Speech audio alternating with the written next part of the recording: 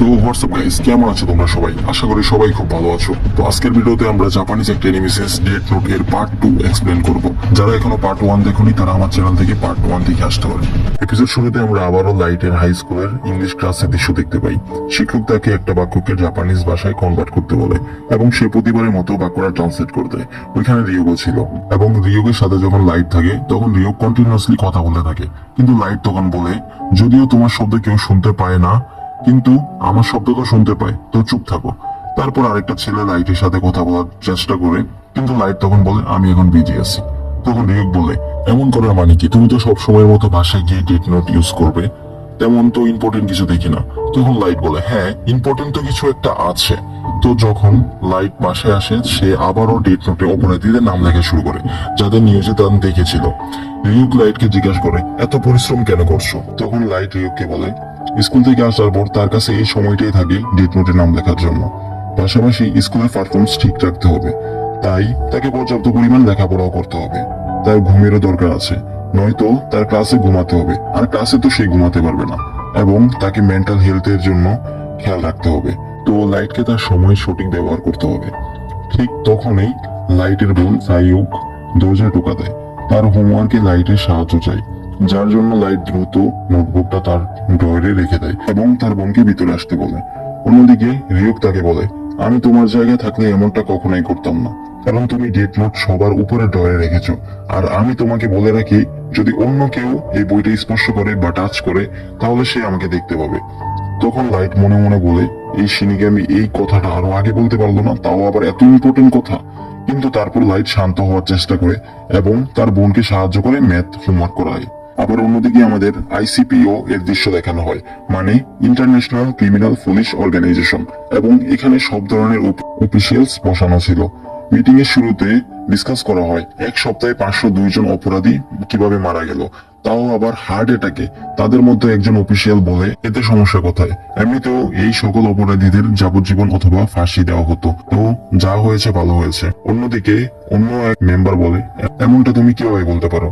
যদিও এমনটা হতো, কিন্তু এতগুলো লোককে একসাথে মারা এটা হত্যা। তখন এখানে তাদের অফিসারদের মাঝে একটা ঝগড়া সৃষ্টি হয়। কিছু লোক বলে এটা কাকতালীয়, আবার অন্যদিকে কিছু লোক বলে এটা কাকতালীয় কিভাবে হতে পারে, যখন এই লোকগুলো আলাদা আলাদা জায়গায় অবস্থানরত ছিল কিন্তু তাদের একসাথে হার্ট অ্যাটাক হয়, এটা কিভাবে হতে পারে? এখানে এদের ঝগড়া বাড়তেই থাকে। তখনই তাদের মিটিং এর হেড তাদের শান্ত করে দেয় এবং বলে, এই পরিস্থিতিতে ইন্টারপোলের এল কে টাকা ছাড়া অন্য কোনো অপশন নেই। এটা শুনেই সকলে শান্ত হয়ে যায় এবং একে অপরের সাথে কথা বলতে শুরু করে। তারপর মাকসুদা চিপকে জিজ্ঞাসা করে যে এল এর মানে কি। তখন চিপ বলে, এল এমন একজন ডিটেকটিভ যার নাম এবং আইডেন্টিটি কেউ জানে না।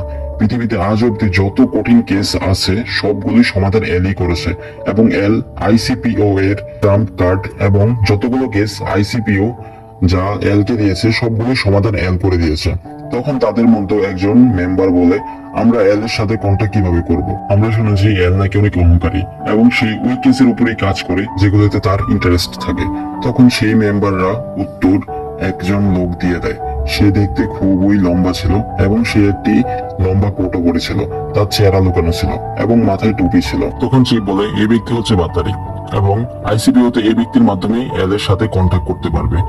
বাতারি বলে, এল এই কেসের উপর আরো আগেই ইনভেস্টিং শুরু করে দিয়েছে। বাতারি যখন তার ল্যাপটপ ওপেন করে তখন ডিসপ্লেতে এল লেখা থাকে। তারপর ল্যাপটপ থেকে শব্দ আসা শুরু করে এবং সেই আওয়াজটা নরমাল ছিল না, মূলত শব্দতে ডিস্টারবেন্স ছিল। তার কারণ ছিল এল এর রিয়েল ভয়েস যাতে কেউ জানতে না পারে। তখন এল বলে, আমার নাম এল। এল ইন্টারপোলের সকল মেম্বারদের বলে, আমার আইসিপিও এর সকল অর্গানাইজেশন এর সাহায্য প্রয়োজন, বিশেষ করে জাপানিজ ডেস্ক ফোর্সের। কারণ এদের সন্দেহ হয় এই খুনগুলো যে করছে সে অবশ্যই জাপানেই থাকে। অপরদিকে আমাদের দেখানো হয় লাইট এবং রিয়োগ একটি পুরাতন বাড়িতে বসে নিজের নোটবুককে সুরক্ষিত রাখার জন্য একটি ট্র্যাপ বানাচ্ছিল, যার মধ্যে আগুন জ্বলে ওঠে। যখন লাইট তার বাড়িতে আসে তখন সে তার ড্রয়ারটি ওপেন করে দেখায় সেখানে একটি নর্মাল ডায়েরি রাখা ছিল। তখন রিয়োগ বলে, তুমি ওইটা লুকিয়ে রেখেছো কিন্তু চাবি সাথে রেখে দিয়েছো। তখন লাইট ড্রয়ারটি ওপেন করে দেখায় এবং সেখানে একটি নর্মাল ডায়েরি ছিল এবং লাইট বলে, যদি কেউ এই ডায়েরি পেয়ে যায় এবং ড্রয়ার আনলক করা থাকে তখন সবাই ভাববে আমি এইটাই লুকাচ্ছিলাম। এবং সে আর খোঁজাখুঁজি করবে না। আর ডায়েরিটির নিচে ডেট নোট লুকানোর আসল জায়গা, যেটা খোলার জন্য বল পয়েন্ট কলমের রিফিলের ব্যবহার করা যেতে পারে। ড্রয়ারটির নিচে থাকা ছিদ্রে যদি বল পয়েন্ট রিফিলটি ঢুকানো হয় তাহলে এই কাঠের তক্তাটি ওঠানো সম্ভব। তখন আমাদের দেখানো হয় লাইট একটি কানেকশন সেট আপ করে রাখে ডেট নোট লুকানোর জন্য, কিন্তু সেই বর্তনীটি সম্পূর্ণ হতে পারে না, কারণ যখন বল পয়েন্টের রিফিলটি ছিদ্র দিয়ে প্রবেশ করায় তখন এটি একটি ইনসুলেটরের মতোই কাজ করে এবং বর্তনীটি সম্পূর্ণ হতে দেয় না। অন্যদিকে যখন রিফিলটি নিচে আসে তখন তক্তের সাথে থাকা রাবারটি বর্তনীটি সম্পূর্ণ হতে দেয় না, কিন্তু যদি কেউ ড্রয়ারটি সরাসরি উপর থেকে উঠানোর চেষ্টা করে তাহলে বর্তনীটি সম্পূর্ণ হয়ে যাবে এবং এর মধ্যে থাকা গ্যাসোলিনের আগুন ধরে যাবে এবং এক মুহূর্তে নোটবুক ছাই হয়ে যাবে। এবং যদি কেউ কিছু জিজ্ঞাসা করে তাহলে আমি বলে দেব আমি আসল ডায়েরি কাউকে দেখাতে চাইনি, এর ফলে আমাকে জেলেও যেতে হবে না।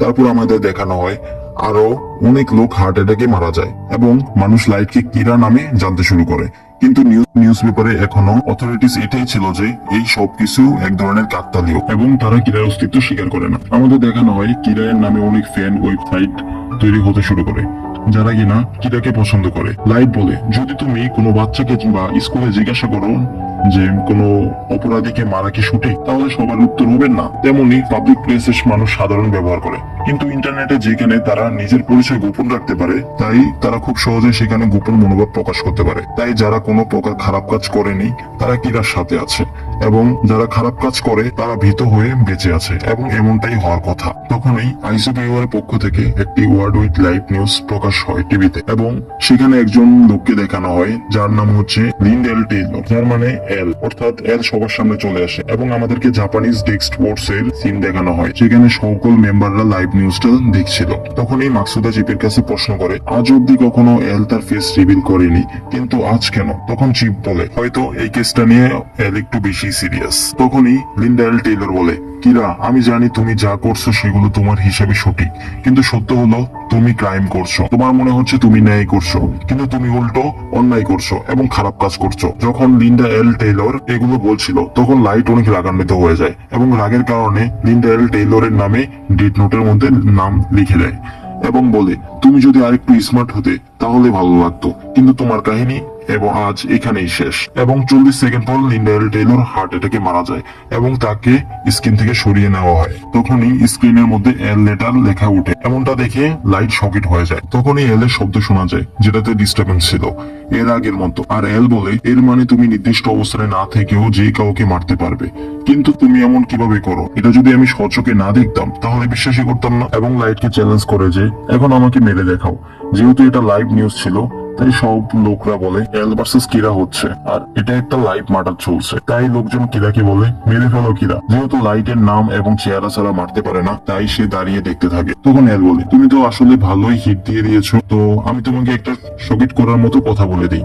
যদিও আমরা শুরুতে বলেছিলাম এটা ওয়ার্ল্ড উইড ব্রডকাস্ট ছিল, কিন্তু এটা শুধুমাত্র জাপানিজ কান্ট্রি রিজনে চলছে। আর তুমি ভাবছো আমি এমন জায়গায় কেন বেছে নিলাম? আমি তোমাকে খোঁজার জন্য তোমার ফার্স্ট ভিকটিমকে বের করেছিলাম যাকে তুমি স্কুলে মেরেছিলে। আর তোমার লাক বলো যে তুমি কান্ট্রি রিজনে থাকো, কারণ এখানে পপুলেশন অনেক বেশি, তাই তোমাকে খুঁজতেও একটু সমস্যা হতে পারে। কিন্তু চিন্তা করো না, আমি তোমাকে খুঁজে বলবো এবং তোমাকে শাস্তি দিব। তারপর তুমি আমার সাথে দেখা করে বলতে পারো তুমি এই খুনগুলো কিভাবে করেছো। তারপর লাইট ব্রডকাস্ট বন্ধ হয়ে যায় এবং পুলিশ অনেক খুব বেশি খুশি হয় এবং মোটিভেট হয়ে যায়। এখানে লাইট শকের কারণে অনেক রাগান্বিত হয়ে যায় এবং তারপর লাইট এবং এল একসাথে বলে তুমি যেখানেই থাকো না কেন আমি তোমাকে খুঁজে বের করব এবং শেষ করে ফেলবো। এবং তারা নিজেরা নিজেকে বলে আমি হলো আমি ইনসাফ। তো গাইস পার্ট 2 এখানেই শেষ হয়ে যায়। আশা করি আপনাদের সকলের কাছে খুব ভালো লেগেছে। আমি যেহেতু একজন নতুন ইউটিউবার তাই আমার এই কনসেপ্ট গুলো ক্লিয়ার করতে একটু সময় লাগে এবং ভিডিও আপলোড দিতে একটু সময় লাগে। আমি চেষ্টা করবো আপনাদেরকে খুব তাড়াতাড়ি ভিডিও গুলো দেওয়ার।